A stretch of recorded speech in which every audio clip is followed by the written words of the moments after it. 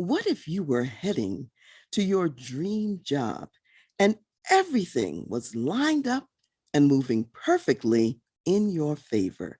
And then your spouse says that they have a strong feeling that you shouldn't take the job. What would you do?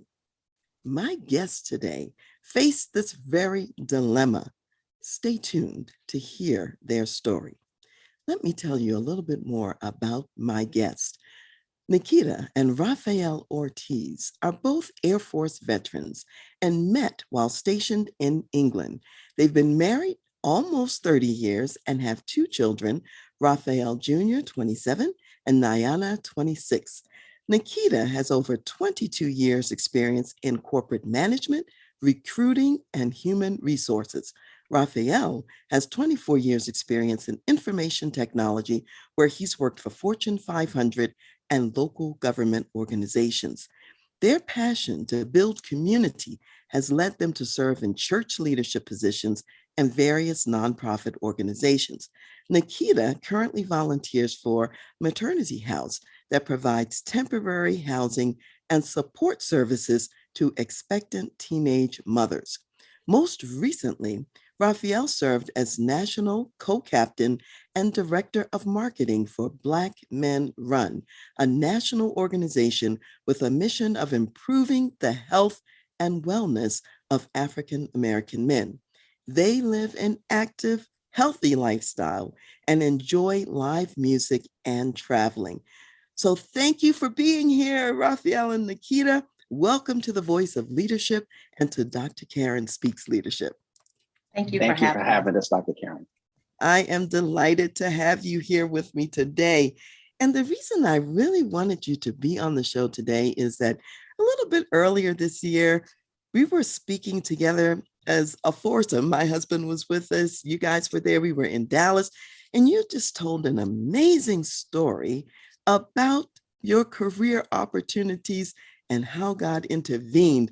And so, Rafael, I'm going to start with you and ask you to tell the story about this job opportunity, and then we'll talk a little bit more about the details. Sure. Well, thanks again for having us, Dr. Karen. Well, in the year 2000, as you know, we lived in Colorado Springs, and we left there. I got an opportunity to work with a company in San Francisco during the dot-com boom. That lasted for a little over a year. And after that job folded, the company closed down, I took my talents to Washington, D.C. And I landed in Washington, D.C. And posted my resume. And I got called in for an interview the very next day and did very well. It was a Department of Defense contractor that interviewed me, did very well on the interview, and they hired me on the spot. So this was in the year 2001, in the summer of 2001. The job was a wonderful opportunity. I was fairly new in my IT career as a database administrator, and my position that I got hired for was to work at the Pentagon for the Department of Navy and actually supporting databases for the Department of Navy. It required a top secret clearance and everything. So got the job. I was there a few months down the street from the Pentagon until they cleared my top secret clearance. In the meantime, I was learning everything about the position. My family was back in California, packing things up for us to move from California to DC, our new home. I took some time off in August 2001 to go back to California and relocate my family to DC. And our plan was to drive cross country from California.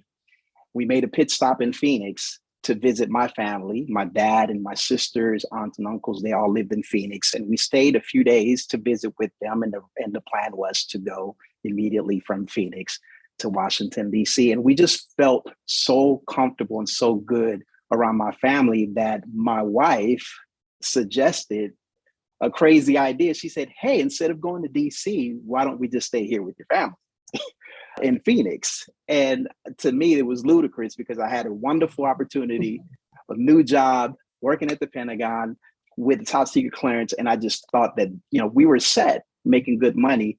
And she said, I don't have a good feeling about the position and us going to the DC area. And I said, well, what do you want me to do? And she said, well, you're in IT, you're a database administrator. You can pretty much work anywhere. And I said, well, I don't think I can make the kind of money in the Phoenix area that I was making in the DC area. She said, well, I don't have a good feeling. And if you want, you can probably just go on your own and we'll stay here in the Phoenix area with your family and your dad. And I said, wow, it's that serious. You're that adamant that you would let me go and just stay with the kids, with my family in the Phoenix area. And I tossed and turned that night that we talked about it, and I just could not sleep. And in the middle of the night, around 3 o'clock in the morning, I just finally woke up and I sent an email to my boss and I said, hey, thank you for the opportunity. I had been there a few months. I said, thank you for the opportunity, but I think I'm going to resign. Everyone thought I was crazy, including my family. But that was the best decision for us. That was in August 2001. And I ended up finding a job in the Scottsdale area in Arizona. And I started the brand new position, making the same amount of money that I was making in the DC area. And I was working for a great company as a database administrator. And my first day on the job was September 10th. And then September 11th happened. And I learned that the plane that actually hit the Pentagon landed at what would have been my office.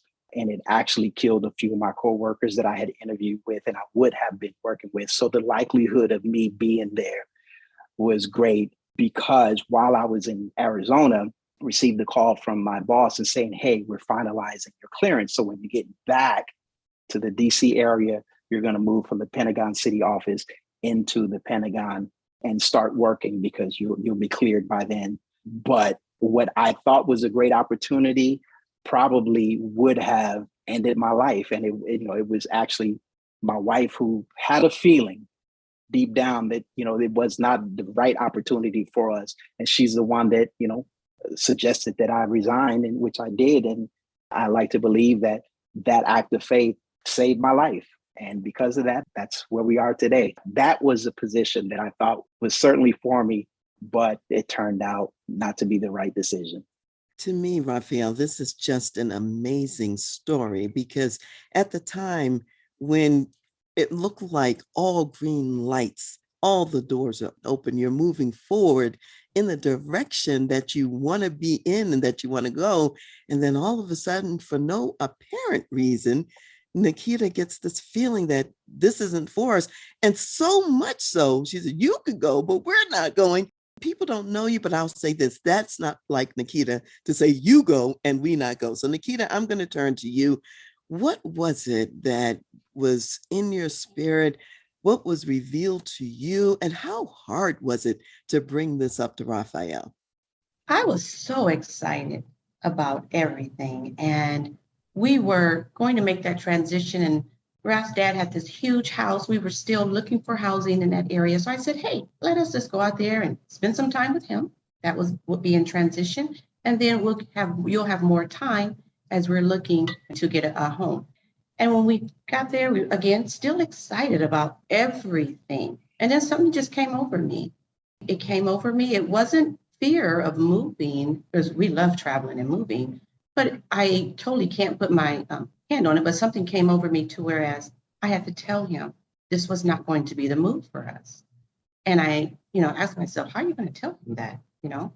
He's been waiting for this. So I just prayed about it. I didn't open my mouth at the time. I prayed and I told him, hey, Ralph, I don't think this move is for us. And he looked at me a little, why would you say that? And I went back and prayed again, because when I did explain to him why, I couldn't give him the reasons. Again, we were still going to follow through. And I just went back in that prayer closet and asked God to speak through me. I said, speak through me, take me out of it so that you can speak through me, because he's not going to hear. I have to disappear in this.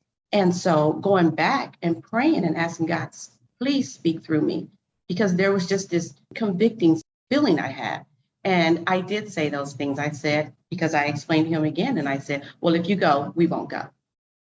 Again, that's not me, but I had to say that because I knew Ralph wasn't going to leave without us. So I had to say that, hey, if you go, then we're going to stay here. And then you're just going to go on your own. You know what's interesting, Nikita, is first of all, this whole thing is bathed in prayer, okay, Mhm. which is really important because you know that God is working behind the scenes in it some kind of way. And that simple prayer request that God speak through you and move you out of it.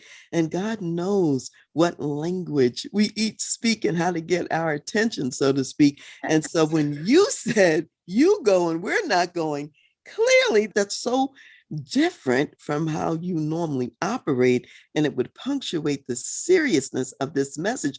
So, Raphael, I'm going to come back to you for a second. When she said that, there are a lot of things a man could think when his wife says that. So, what are some of the things that went through your mind? The first thing was, you're tripping. You're crazy. I'm like, what? This is crazy. I think part of it too was the year prior, we had just made a major move where a company again relocated us from Colorado Springs to the San Francisco Bay Area. And, you know, it was a great opportunity, but a little over a year later, the company folded. So here we were again making another major move. And I think part of it was, you know, she didn't want to move from one coast to the next. She said, we already made a major move from Colorado to San Francisco. Now we're moving from San Francisco to the DC area. We're chasing something. I know that you're brand new in your career, you're chasing, but you don't have to chase that far. She said, we're fine right here in the Phoenix area. And look at the fact that you have family around, which is something that we didn't have in Colorado. You know, we had a church family and friends, but we always wanted to be around family. So here we were in Phoenix making a supposed pit stop on our way to DC. And she was like, we have everything we need here with family. Why keep going and chasing things? So initially I thought she was crazy. And I said, you're tripping. But then I really maybe just looked into her eyes and just felt the seriousness and the conviction, as she mentioned, that she didn't have a good feeling about the move. And she couldn't pinpoint it, as she said. She didn't know why, but she knew something wasn't quite right. And I had already been at the job a few months. I think there were a few indicators while I was at the job. A few things happened that probably said to me, this may not be the right place. I know you got the job in one day. And you know, and they liked you, and it was a fast opportunity, but it may not quite be the right one. But I didn't want to hear that because I was looking at the dollars and I was looking ahead. I was saying, okay, this is going to lead to something greater. So I was chasing what that greater was and just wasn't looking at the fact that maybe this is not the right opportunity. I think it took a lot to listen under those circumstances and to really hear when it looked like the doors were open. There were a few little indicators that maybe thing wasn't perfect, but not enough to probably stop you without Nikita Right. speaking up, right? It was definitely her that made me listen. And there have been instances throughout our 30 years of marriage along the way where she has spoken up and was adamant about stuff. And I had to listen because it was the right decision. I mean, she has saved us from a lot. That's a really important thing. You know, I think that wives are brought into the picture to sort of like complement their husbands. Sometimes you will have different gifts from what your husband has, and the two of you will be better together than any one of you could be alone. And since Raphael says it many times over the years, you've kind of said something that maybe have saved the day, and it was something that he wasn't thinking about. So how would you say, Nikita, that God has worked through you so that the two of you actually are in a better place in general? I would say staying aligned with God. Ralph is a wonderful leader. I mean, I hate to brag on my husband, but he's my safe place. His actions and intentions are always for the family. It's easy for me to allow my husband to lead. At the same time, I am a person as well. And when that conviction came over me in the different times, especially with the situation going into the East Coast, I would say it's just having that faith, you know, having to believe that whatever you're feeling and believing that conviction and believing that your faith is going to overcome this possible fear of failure. And I had to stand on that. It wasn't easy to tell my husband, I don't think we should move. Like he said, it sounded crazy. So it wasn't easy for me to tell him, I don't think we should move. Mhm. So, looking back on this incident and other incidents like it in your relationship, what would you both say that you've learned from this? Well, I definitely listen to your wife. We have a running joke. I remember we took a cruise. I think it was 2006. We took a cruise to Mexico. We took the kids with us, and there was a hairy men's chest hair contest. There were guys up there just going crazy. Most of them were drunk. And this one guy who won, he actually came off the stage over to us. We were cheering everyone on. And he's drunk. He has on just a Speedo with no shirt. And he comes over to us and he looks at us and he said, "That's your wife?" I said, "Yeah." He said, "Listen to her." And he just walked away. So every time now, and this has been the running joke since like 2005, 2006, when this happened.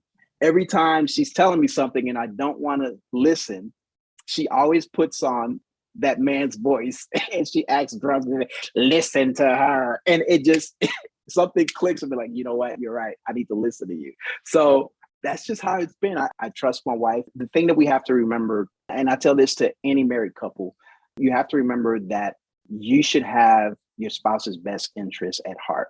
With everything, every decision that we make and anything that we discuss, I'll always keep that in the back of my mind, that my wife always has the best intentions for my heart and for our family. Amen. It's easy for me to listen with that framework, with that mindset.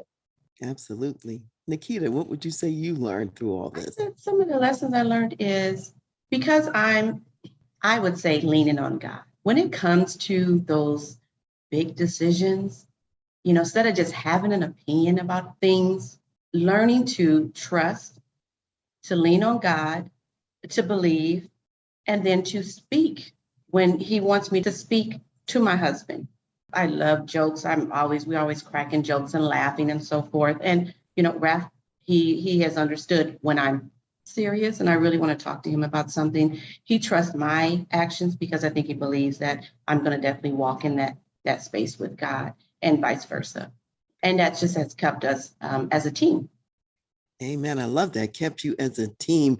It makes me think about Proverbs 3 and 5 and 6, where it talks about, trust in the Lord with all your heart, lean not into your own understanding, in all your ways acknowledge him, and he will direct your paths. Because sometimes what God is seeing is far beyond what we can see with our limited human vision. And so, Nikita, you've come back over and over to say, trusting God, listening to God, the faith walk, the prayer, because it's through these mechanisms that God is really revealing what he has in mind for the two of you going forward. I think that's a huge piece of your story. And I want to make sure that we capture that and highlight it, that it's a God thing. We walk by faith and not by sight, because what we see is usually not the whole picture, and God sees everything in that sense. So I think that's such an important part of what you have shared.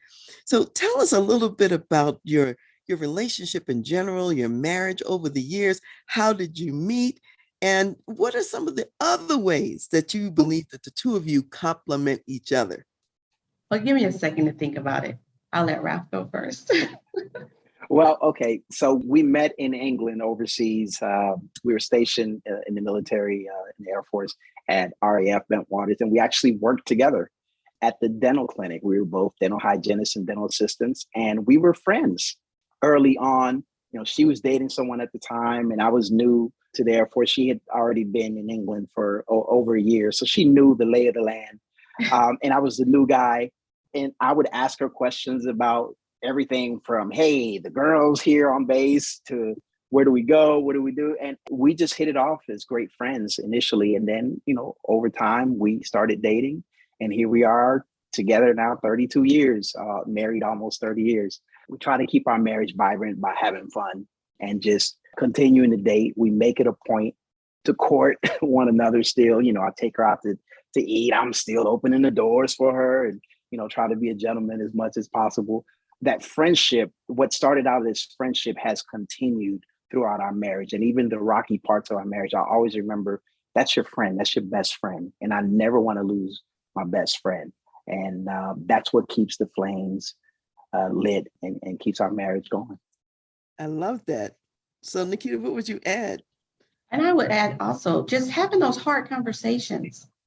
We have to have hard conversations and to listen to one another, really take each other serious when we need to, that seriousness, growing in love, not judging. We learn to forgive fast. And that was learned. We learned that. We didn't come into the relationship forgiving quickly, but we learned to forgive quickly. But yes, friendship was a huge part of why we're continuing to stay together and having and trying and keeping this vibrant marriage as best as we can. So I'm hearing a couple things I want to just highlight for those who are listening. Friendship. A lot of people skip friendship and go on to other things, but friendship is the foundation. It's the base. And you built your relationship on friendship. And as Rafael, as you said, you continue to have fun together. You continue to date.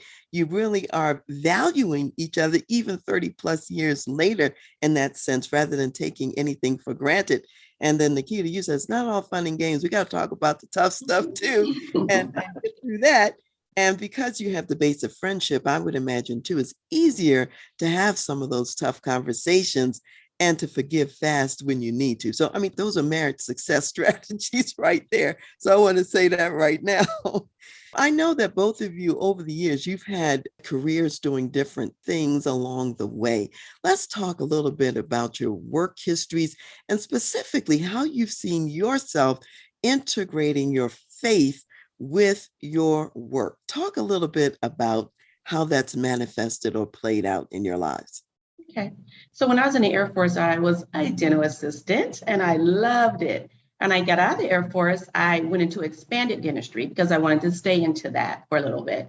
We had our kids and I was grateful and fortunate enough to be a stay-home mom for a little bit. And with my little career minded, I wanted to get right back in there and I did. Found a great babysitter.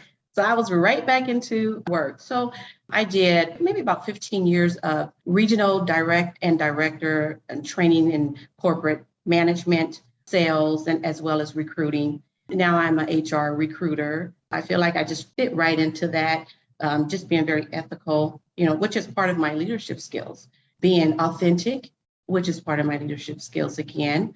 And I think those things have helped me to continue to progress in those skills of leadership. Being transparent, I'm perfectly okay with transparency. Those three things are big for me. And in the transparency, it's okay that who I am in public is not so much different than who I am in private. So I think that has helped a lot too. And always making sure whoever I'm managing to make sure that they have a say. Sometimes people can teach you things. So, and I want them to feel a part of whatever that vision is. I always want to let them know where we're going so they understand people will work harder for you as well and making sure that they feel a part of. Okay. I do that in my marriage too. Well, like you said, what you see at work is what you also see at home. So that's a good deal. Yeah. How about you, Rafael? Yeah, well, the great commandment is, to love the Lord thy God with all your heart and then love your neighbor as yourself. So I try to remember that. I love what Nikita said. She tries to be the same person in private and public. I think authenticity is just something that's just how we roll. We try to be as authentic. What you see is what you get. Whether I'm in a leadership position or I'm out with my friends, I just try to be as authentic as possible. But how do I integrate my faith into my leadership style, remembering that I have to love the Lord and I have to love my neighbors as myself. So I have to show the love of God. When I'm at work or in any position of leadership, leading others, I don't beat people up with the Bible, but I show the love of God. So I remember that every person has value and every person has worth. So we have to love people despite our differences. So that's one way of integrating my faith. And then extend grace and compassion. People, none of us get things right. We make mistakes. Being in IT, sometimes, you have code that goes awry. You make a mistake. You put in a file where it shouldn't be and things bomb out. There are different errors. And people have great expectations of systems working right. And they come to you and they're upset. Well, I can't take things personal. I have to show grace. I have to show compassion and then show empathy and remember that when people come to me as an IT professional, as a technologist, when they come to me with problems, They're not taking things out on me personally. They're upset with a problem. And sometimes people bring their own personal problems into work and they take things out on you and they lash out with anger and all of that. You have to remember that we all are out here, living life and trying to do our best. And sometimes it doesn't come across as loving and caring towards others. So when I'm getting the brunt of it, I can't respond in kind. I have to respond with compassion, with grace. And that's another way of me living out my faith at work. You both have really shared some powerful things about being honest, being authentic, and then showing up with love in the workplace, having the compassion, understanding that people are going through things. And it's not even always about us when they look like they're retaliating against us. So every day you have an opportunity to really reflect, I would say, the love of God. You have an opportunity to live out the fruit of the Spirit, is what I really hear both of you, in essence, talking about. And the workplace needs so much of that right now. Sometimes people are so angry or they're so oppressed in various ways. And to have a word of encouragement or to have someone who has compassion with mistakes and all of that, they may not get that from another boss. So you're showing the love of God, whether you quote a Bible verse or not, is really what I'm hearing you talk about. So, Rafael, this next question is kind of for you. And Nikita, if you have something to say about it, that's fine too. But Rafael, in your case, I know that you were also in the ministry more directly, like in a church-based ministry, as like an assistant minister in churches and so on. And you've also been in the marketplace. And one of the beliefs that I have is that God is raising up marketplace ministry leaders. There is ministry to be done in the workplace, not just in the church house. Since you have been in both places, Rafael, what would you say is maybe the difference between the two, or even some similarities? Just weigh in on the fact that you've experienced both. And what can you say about marketplace ministry? Great question. Well, marketplace ministry, I think the difference between that and being a leader in church is that you don't know the faith and the religious background of others. You have to show the love of God without being judgmental or without beating people up because they don't have the same faith as you. Being authentic and also just remembering the differences and that people have worth and value, even if they don't believe the same thing or think the same way. And just navigating through those relationships. We talked about Nikita and I being friends at first and continuing friendships.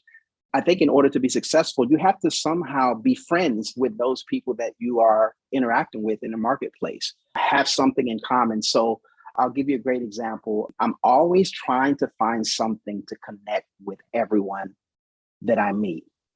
It doesn't matter if it's sports. So I'm always prying, I'm inquisitive. I ask questions about where you live. Yeah, are you the only child? Something that we can have some commonality with. And I think building that friendship and building that trust can go a long ways as we're leading with the love of God in the marketplace. In other words, the same thing that makes the marriage work, that friendship base, is also what makes other relationships work, including in the workplace. And you said again about valuing other people and realizing that all people have value, even if they have a different perspective. From our own perspectives, they still have value. Absolutely. Nikita, is there anything you want to say about that? Because you've watched this over the years too. Feel free if there's anything you want to add. I have watched it, and I think we've learned a lot from each other and how we operate, and picked up on what's good and what's worked, and worked on things with ourselves that is not working. But then again, just with grace and so forth. I also have in HR, and prior to HR, being a regional director, you hire, but you have to fire people.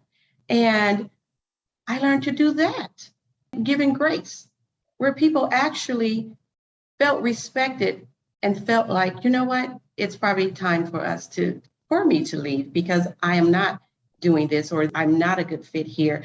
But I never really can remember really someone getting so upset with me after I had to let them go. But yeah, grace given and empowering people and encouraging.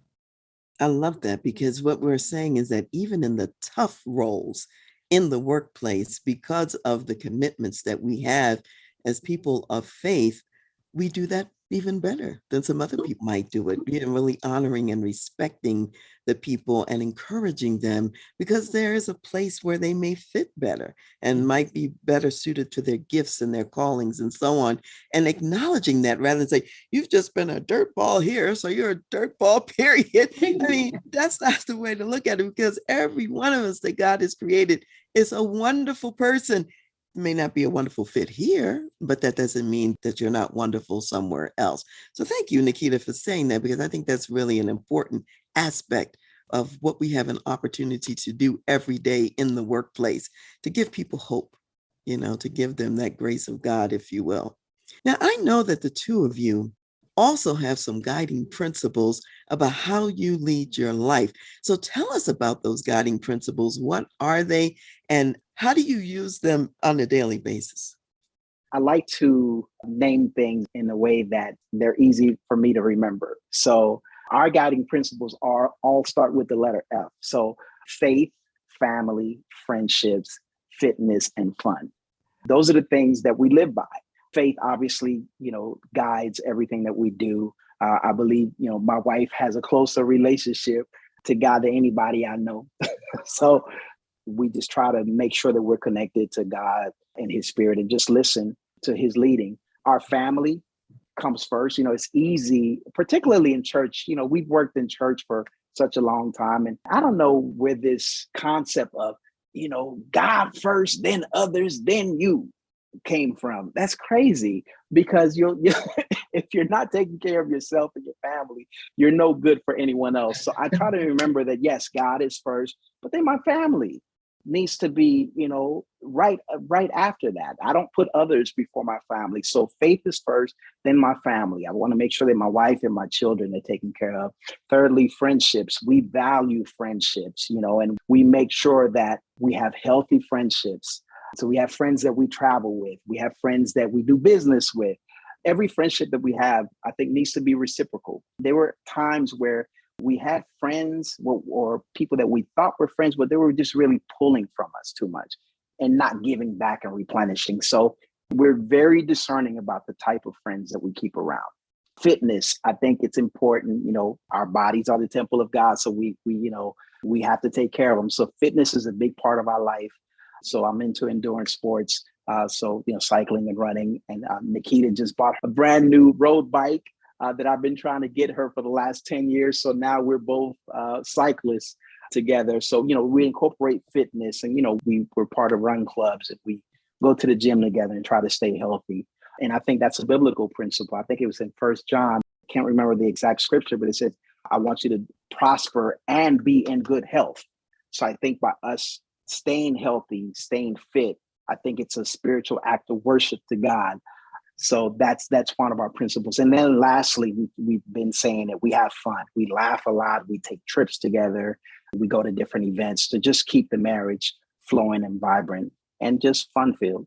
Those are the 5 principles for us: faith, family, friendships, fitness, and fun. I think this 1 John might be the third verse that talks about what you just said about your soul being in health and all of that. That long list of things, friendship is right in the middle of it. Absolutely. So Nikita, what else would you add about these guiding principles and how you see them? He touched, it's so funny because a lot of the things, I just feel we've been together for so long, and he just said a lot of probably what I was going to say. I can say that Raph is a runner. I'm not. So as we're getting a little bit older, I know we're recreation partners. We like to do things together, running, So he finally talked me into buying this road bike. Now, Karen, I have bikes, but this road bike you have these special shoes. You clip that shoe to the bike, into the pedal. So you're locked in. It took me a long time to be able to finally want to do that. But again, because of our fitness and our fun together, I'm thinking, you know what, Nick, overcome this. You can overcome. That's where faith comes in again. You can overcome this. I wanted to go roadie with my husband, and we got this bike, and I have clipped in the pedals, and we are just rolling. But it takes a lot of faith again. But family, of course, our family is going to, like he said, we put our family up there. We have to. Friends, we learn to nurture. Specifically me, you want friends, you have to give and receive, so you have to nurture relationships. And I've learned that over years. And then we talked about faith and just having fun. So we just try to keep things light. Again, life is heavy. Life can be heavy. Raph and I just try to get through with trying to keep things as light as we can. I love the fact that you say that just in order to have things that you do together, it might even take a little sacrifice to learn something new. You can have separate interests like Rafael running and you not running, but you want to have something that you both enjoy and that you can do together. I think that's really important. And that's also another success tip, if you will, for marriage. So let me ask you about this next thing. What I often talk about is living leadership legacy. In other words, not just what happens today, but thinking about what's going to happen tomorrow and the baton that you're passing to the next generation. And specifically, as I'm thinking about your two children, how are you passing your spiritual legacy onto them? I would say, because as spiritual as it, I think just having that relationship with God, we talk about that all the time, is everything. And so as they're going through life, we have always had an open communication with our children. I am very blessed that we communicate a lot. They talk to us just about everything. Yes. So they're in a different phase now because they're adults. So I have to remind them, you are an adult. We're not going to tell you, go to church, go to church, go to church. You have to make that decision. But it's more important to have that relationship with God. And when you're making big decisions, you know who to go to. You know what to do. If you're in a bind, you know where your faith lies. So it's just continuing to remind them. And thank goodness they don't shut me down. Would hope that maybe we've done that part right, because sometimes kids are like, I don't want to hear it. But when they come and they want answers, I'll give them a little bit, but I'm not going to tell them what to do because they have to make those decisions for themselves. But I'm going to tell them what to lean on, who to lean on. Okay, Rafael. Yeah, so our kids grew up as preachers' kids. So, I was, again, as you mentioned, we were in ministry, served as associate pastor. We served in several ministries, from youth and children's ministries to marriage ministries, you name it. So our kids were always on guard. We would tell them, you have to be careful, especially growing up. You have to be careful with what you say and do because it's a reflection on the entire family. So I think we put a lot of unnecessary pressure on them. So I think to some degree they rebelled once they hit their teenage years. They're like, we're tired of this church stuff. But we always instilled in them the love of God and the importance to have a personal relationship with Him, despite of where your parents and in their leadership, position. So we always kept them involved in, different programs in church. But I'm happy to say that as they've grown into their 20s, they've developed their own relationship with God, and they know they know God for themselves. It was just last week or this past weekend, my son called. He's 27. He called my wife and he said, "I just want to thank you guys because I learned a lot about having the right character from Dad." He said, "Mom, you've taught me a lot. Dad always talked to me about having the right character." He said, "I have a lot of friends who I don't even hang out with anymore because they just don't have the right character. They're into a lot of stuff." And he said, and I look at it and I'm like, nah, that's not me. I'm proud to say that every lesson that we've taught him and everything that we instilled in him from church, he's followed. There were, again, periods in their young adult life where, they were just wilding and doing whatever they wanted. But when you train up a child, as the Bible says, the way that he should go, okay, it will not depart from you. Both of my kids, I'm proud to say that they have a strong personal relationship with God because of what we've been able to instill in them from early on in their lives. I'm just so delighted because what I hear you both saying is that you've laid a foundation and the foundation has been strong. And so therefore they understand the importance of having their own relationship with God. They understand that in order to make decisions, they've got to go to the source of God for that godly counsel. They're at the stage now where they're not just doing what mom and dad say, but yet they're influenced by what you have modeled and what you have taught them and what you've shown them over the years. And the fact that they talk to you about everything or anything says you have been successful, because in a lot of families, that just doesn't happen. So it means there's a strong trust that's been built. And all the things that you said about the workplace, you're saying we've modeled that in our home, and this is the picture of it. So that's the reality of it. So thank you for sharing how it's worked in the living leadership legacy that you're passing on to your children. Very powerful, very profound, what you have laid in place and how they're living it out now in this generation. And then hopefully they'll be passing it on to their children when they have children in their lives as well. So Rafael, I'm coming back to you. I know that you are, as Nikita said, an avid runner. You're also a cyclist. Both of you are committed to fitness. So tell us a little bit more about how you got started on the fitness journey. And you are also very active in Black Men Run. Talk about that. These are things that are kind of like passions for you and something that's been a joy. And you've had leadership roles as well. My husband and I have seen you in your picture on the front of covers of magazines in Arizona and all of this. So this is not just a passing hobby. This is big.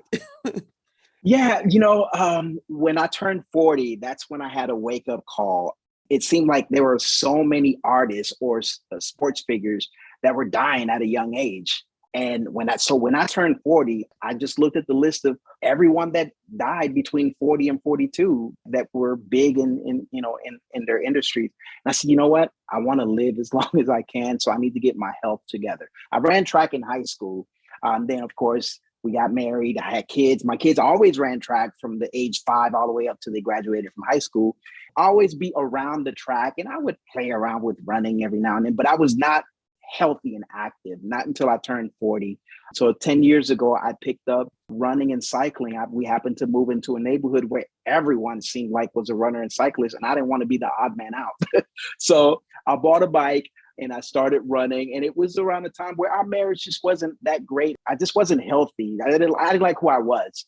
So running, I would like to say, not only saved my life, but saved our marriage to some degree, because I would be out there running, 3, 4, 5 miles, and I'm listening to gospel music, listening or talking to God, and I'm crying while I'm running. So not only did I lose weight, but I lost a lot of the heaviness that I had and a lot of insecurities and just negative self-thoughts that I had. So one day in early 2012, I signed up for a race, and I came in 5th in my age group. And 4 weeks later, I ran a half marathon, and I've been bitten with the running bug ever since. So for the last 10 years, I've been running either half marathons, full marathons, 10Ks, 5K races. I did a bike race in Mexico, which was great. And then I found Black Men Run through social media, a movement that had been growing rapidly throughout the country. And I reached out to them and said, hey, how do we start a chapter in Phoenix, where we lived at the time? So I founded the chapter there with a couple of guys. And then we did so well in Phoenix that I was promoted through the organization for several positions, and ended up ultimately in 2020 being selected to run the prestigious Boston Marathon. Because of my work in Black Men Run, it caught the attention of one of the sponsors of the Boston Marathon, and they were putting together a team of community builders, people throughout the country in different organizations that were doing great things. And they heard about our story in Black Men Run and my role in the organization. And I was selected as a team of 20 people throughout the country to run the Boston Marathon and represent Black Men Run. So that was a great honor for me. And I'm continuing to stay active. I'm now here in Dallas with another running group. It's been a pleasure. I think running is a way where everyone has a common goal. It doesn't matter what your age, what your race, what your religion. We all have a common enemy, and that is those miles. And we have a common goal, which is the finish line. So it's a great way to build friendships and community. And I have friends that I've made throughout the entire country as a result of my involvement with running. And yes, I've been featured in, a couple of publications and all of that. That's the added benefit. But the friendships that I've built because of running it's a wonderful thing, long lasting. You know, I heard a couple of things in there that I just want to highlight, Rafael, which is that, you know, we think about running and we think about fitness for sure. And what I heard is not only the physical fitness, there was kind of a spiritual fitness component in your case as well, as God is speaking to you and through the gospel music and on and so on as you're running. So you're just getting your life together on multiple planes through the running. And then again, developing more friendships as you go along. So we don't know how God is going to reach our heart and actually just build us into better people. And sometimes it goes from physical to spiritual or spiritual to physical. So I love the way you connected those two and how that it made the marriage even better as a result. So thank you, Rafael, for sharing about that. Nikita, I want to ask you about the work that you're doing with the maternity house and for the teenage girls who are facing pregnancy. Tell us about that and any other thing that you're passionate about, because that's one of your services to the community right now. I am so blessed that here in Dallas, I have a good friend who runs the maternity house, Viola's house, and I'm honored that I'm able to volunteer. I'm tapping into it. Again, it is the young ladies who may have been in foster care, and in some states that they, once they turn 18, those parents who were raising them at one, in foster care, kind of put them out in the streets and so forth. So she has built this with her church, and she housed a few young ladies. I love to go over there, kind of love on them and help with the babies. And I'm getting ready to get plugged into where I am going to be able to start being on the rotation to teach on Thursday night. So I'm pretty excited about that, but donating clothes to them and sitting with them, pouring into them, I spend time with them in the kitchen while they're making tacos and things like that. But I'm looking forward to actually really doing that. Even when I was in King Solomon in Colorado Springs, just the ministry that we used to have with the homeless, we were always involved in that. And I just something that is passionate with giving back. Growing up where I grew up in Oakland, I saw things. My mom had us sheltered, but I would see things and I would see how people can, all of a sudden fall by the way. Maybe sometimes not their, I guess would say their reasons or their fault, so forth, but not having the resources. So I've seen that. So to help, my passion comes from being able to put myself out there to help with any resources, any encouragement, and then helping them, as my girlfriend is running with this curriculum of dreaming differently, So it's just in me, and I feel like I need to do it more. I have so much more to give. I'm going to, and it's just a thing that I just love to do. I think, we've tried to live a life of service. We served in the military. Every city that we've lived in, we've done some type of community service and given back. We've been involved in church ministries from a leadership perspective or volunteering. I just think it's important for us to use our skills and our abilities and our resources and knowledge to just give back and just try to build community and make improvements wherever we are, and just try to be a shining light and an example of goodwill and love and compassion towards others. I think that sums it up, that both of you live a life of service, and it goes beyond just the two of you and also beyond your family to reach out to other people in the community as well as in the workplace. So thank you very much for sharing all of that with us. And how can people reach you? How can people get a hold of you if they want to? I'm at Nikita Ortiz 21@gmail.com. That's a good email to reach me at. Nikita Ortiz 21@gmail.com. Can you spell Nikita, please? Yes, Nikita Ortiz, the number 2 and 1 @gmail.com. Thank you so much, Nikita. And then I'll give you 2 emails for me. Raf PR Ortiz, so that's RAFPRORTIZ @gmail.com, and also Rafael.Ortiz @blackmenrun.com. So that's RAFAEL.ORTIZ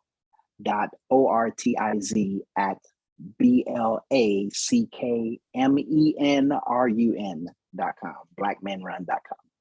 All right. Thank you so much. We have a few minutes left. And what I want you guys to think about is the audience here, our corporate Christian executives, marketplace ministry leaders. What final words of wisdom would you like to leave with them? I've always stood on this one saying, it's the Serenity Prayer. And that has done wonders for me. So I would just, that whole prayer, and I like to just recite it real quick. God grant me the serenity to accept the things I cannot change, courage to change the things I can, and the wisdom to know the difference. Amen. And I think, we've talked about being authentic in relationships. So just being an authentic leader, leading with love, remembering to extend grace and compassion. And then finally, do not let your ego get in the way and try to recognize when it's time to move on. Have some type of succession planning. I think it's important for us as leaders to build people to come behind us and take up the mantle and take things to a level that perhaps we couldn't. Remember that you've done great, but there's always greater. So build people up and teach them how to come and do greater things than us. Excellent. So that's living leadership legacy at work. So Absolutely. thank you so much, both of you, for being here with me. My special guests today, Nikita and Rafael Ortiz. And hopefully I'll see you again in the future. You might have another story to share on another show. That would be great. But for now, I want to close with 2 Bible verses. The first one is Genesis, the 2nd chapter, and verse 24. And it says, therefore, a man shall leave his father and mother and be joined to his wife, and they shall become one flesh. There's a lot that could be said about becoming one flesh. One part I want to highlight in today's episode is that God gives insight to husbands, insight to wives. And when we put it together, we have a oneness and a wisdom that goes beyond what either one would have on their own. That's certainly been clear. And it was life-saving wisdom in your case. So we want to remember that. And then the second verse is Proverbs 18:22, which says, he who finds a wife finds a good thing and obtains favor from the Lord. And that has certainly been the case with the two of you. Rafael, you're blessed. You found a good wife. As you say, she's closer to the Lord than most people that you know. The family has been blessed as a result. So I say to the audience out there, remember these things that we've been talking about today and also implement them for your lives. Build strong families, because life is more than work, and you want your family to thrive as well. So remember them, not just the workplace corporate executive, but also remember what really matters in your home. See you next time.